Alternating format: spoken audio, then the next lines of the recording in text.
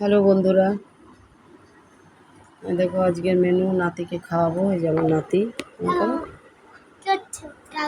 দেখি আমার নাতি কলকাতা থেকে এসছে, বেলগড়িয়া। এ দেখো স্যালাড করা হয়েছে,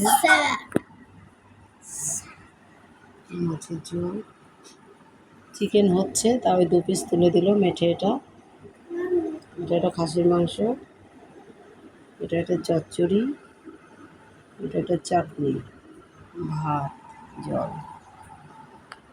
চিকেন।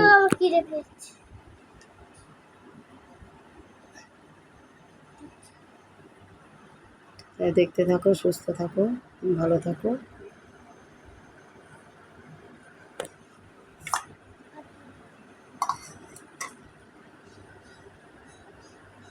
খুব ভালো থাকো।